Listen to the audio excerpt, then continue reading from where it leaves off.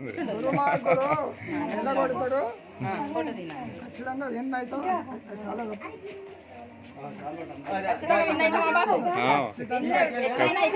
Majority కావాలి.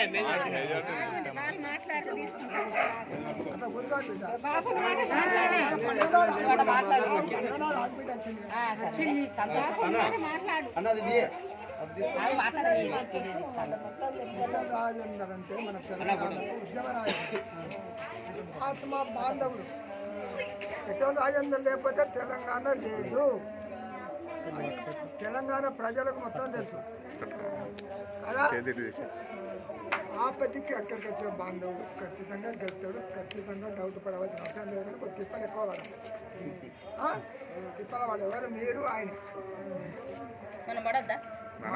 మనం పడతాం.